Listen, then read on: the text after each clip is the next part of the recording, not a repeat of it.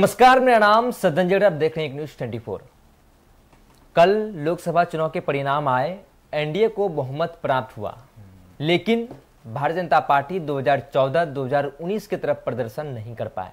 मात्र 240 seat Bharatiya Janata party को आई। NDA को सत्ता का मौका फिर से मिला।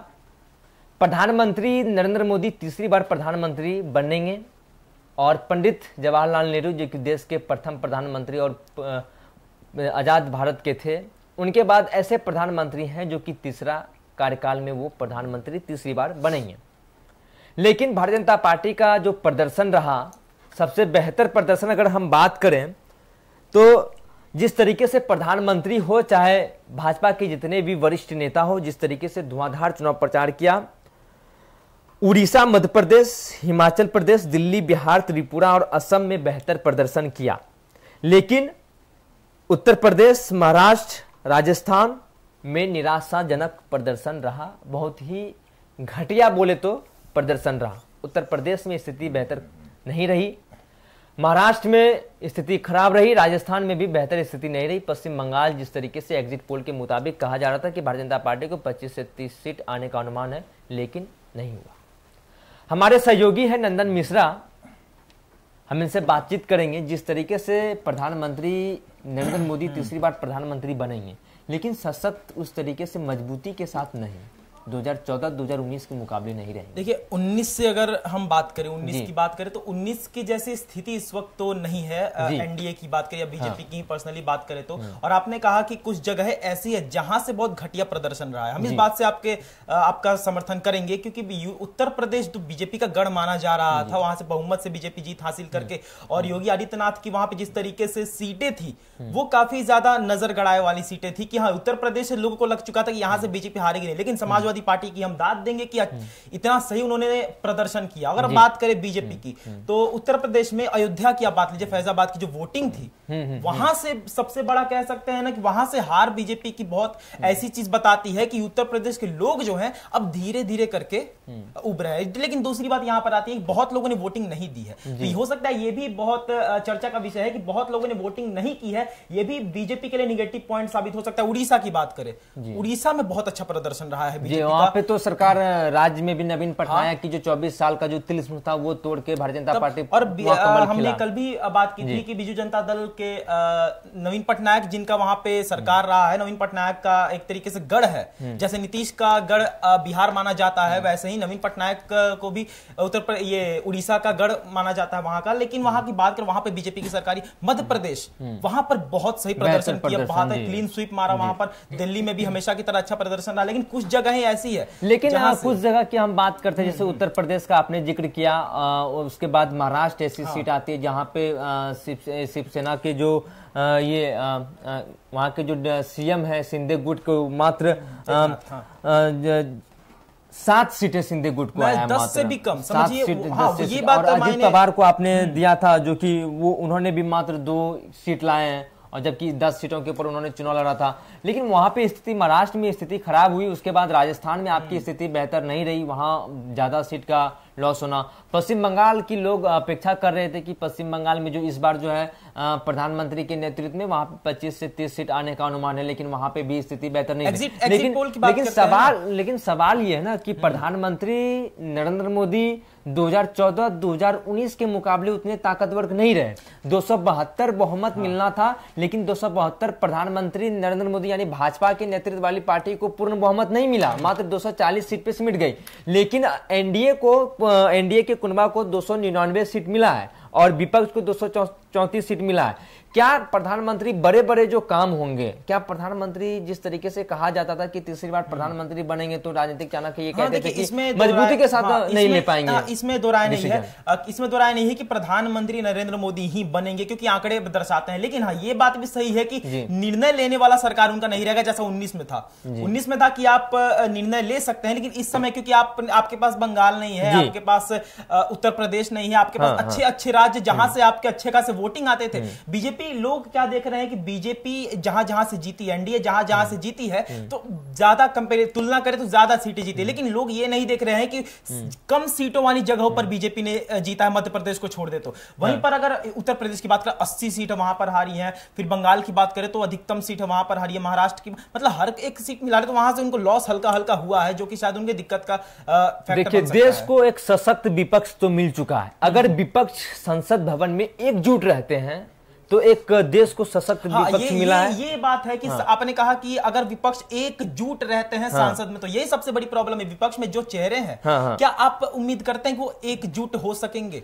क्योंकि वहां पर अगर ये सवाल मैंने किया, अगर सारे विपक्ष मान के चलिए कि 234 सीट महागठबंधन को है, तो 234 सीटों में से जिस तरीके से हम पहले आपको एक एक करके नाम हम बताते हैं, INDI के प्रमुख दलों की स्थिति क्या है इस वक्त, जिस तरीके से कल रिजल्ट आया, कांग्रेस 99 सीट, सपा 37 सीट जो कि दूसरी सबसे बड़ी विपक्ष में पार्टी है, और उसके बाद तृणमूल कांग्रेस ममता बनर्जी की नेतृत्व वाली तृणमूल कांग्रेस TMC को 29 सीट, द्रमुक को 22, शिवसेना यानी शिवसेना उद्धव ठाकरे को 9 सीट मिला है, राजद जो कि बिहार से 4 सीट राजद को मिला है, NCP को 8 सीट मिला है, और झामू झारखंड मुक्ति मोर्चा यानी हेमंत सोरेन की पार्टी को 3 सीट मिला है। लेकिन सबसे बड़ी सवाल यह है कि प्रधानमंत्री नरेंद्र मोदी जिस तरीके से 2014-2019 में जिस तरीके से डिसीजन ले पाते थे देश हित में, क्या उस तरीके का डिसीजन प्रधानमंत्री ले पाएंगे? अगर TDP या फिर JDU अगर साथ छोड़ देती कि इस स्थिति में क्या होगी? देखिए, हम बताते हैं, इस समय आपने बात की TDP की, ठीक है, मतलब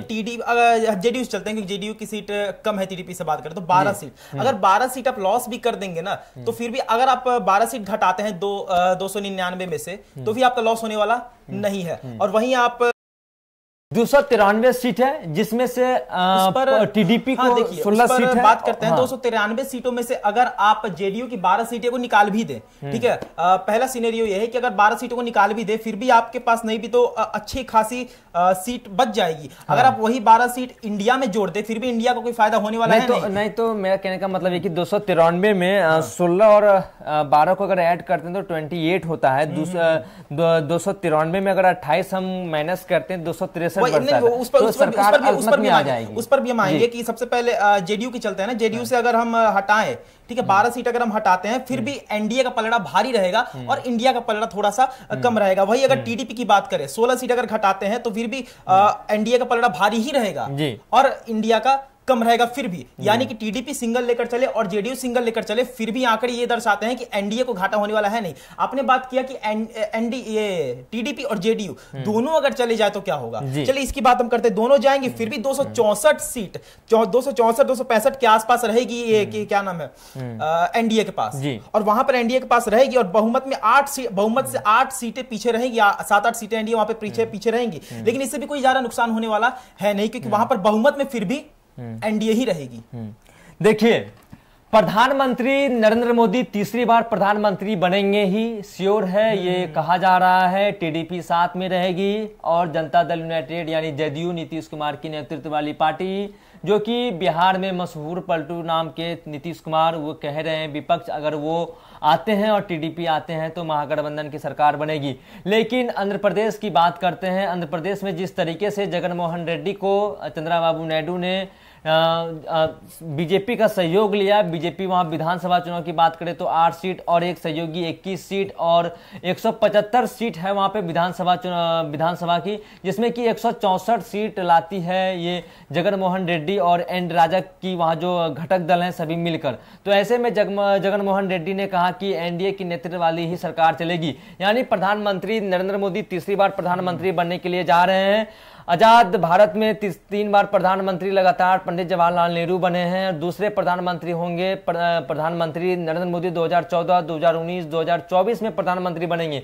और उसके बाद विपक्ष की अगर हम बात करें तो विपक्ष को 234 सीट प्राप्त है। अगर सारे विपक्ष एकजुट होकर संसद भवन में रहते हैं, सरकार के खिलाफ अगर एकजुट मुकर होकर आवाज करते हैं, तो एक देश को लोकतंत्र में एक सशक्त विपक्ष मिलेगा। लेकिन सवाल यह है कि क्या ममता बनर्जी महागठबंधन को साथ देगी, ये एक बड़ा सवाल है। और विपक्ष में जिस तरीके से सीट 234 लाया है। जिस तरीके से विपक्ष ने भी कहा है कि हम लोगों ने हिंदू मुस्लिम की राजनीति नहीं, हम लोगों ने मुद्दा की बात किया है, और जिस तरीके से रोजगार की माहौल बनाया। और उसके बाद प्रधानमंत्री नरेंद्र मोदी ने कल 7 बजे भारतीय जनता पार्टी के प्रदेश कार्यालय नई दिल्ली पहुंचे थे, जहां उन्होंने सभा को संबोधित किया। उन्होंने कहा कि राजग की सरकार को, राजग वाली पार्टी यानी जो गठबंधन, इसमें जो गठबंधन सहयोगी दल थे, इसमें उनको जनता जनार्दन ने आशीर्वाद दिया है, तो हम लोग नई उमंग और नई ऊर्जा के साथ काम करेंगे। जो हमारा काम बचा है उस काम को लेकर आगे बढ़ेंगे। लेकिन सवाल यह है कि प्रधानमंत्री नरेंद्र मोदी क्या बड़े बड़े डिसीजन ले पाएंगे देश के हित में, क्योंकि प्रधानमंत्री नरेंद्र मोदी को दूसरे सहयोगी पार्टी के सहारे चलना होगा, क्योंकि प्रधानमंत्री नरेंद्र मोदी को, भारतीय जनता पार्टी को 272 की बहुमत प्राप्त नहीं हुई है, मात्र 240 सीटें प्राप्त हुई है। 2014 के बाद 2019 में प्रधानमंत्री नरेंद्र मोदी मजबूत थे, लेकिन 2024 में उनकी मजबूती कम हुई है। ये एक बड़ा सवाल है। इसी सवाल के साथ हम आपको छोड़े जाते हैं, क्योंकि प्रधानमंत्री बड़े डिसीजन ले पाएंगे क्यों नहीं, इसलिए ये हम बोल रहे हैं, क्योंकि प्रधानमंत्री को सहयोगी दल का सहारा लेना पड़ेगा। ये एक बड़ा सवाल अपने आप में है, और देश हित में भी बड़ा सवाल है। क्या भारतीय जनता पार्टी और प्रधानमंत्री नरेंद्र मोदी बड़े डिसीजन देश हित में और पार्टी हित में, या फिर कोई भी कार्य को लेकर ले पाएंगे? बहरहाल इस खबर में इतना ही। आगे की अपडेट के लिए आप बने रहिए न्यूज़ 24 पर। धन्यवाद।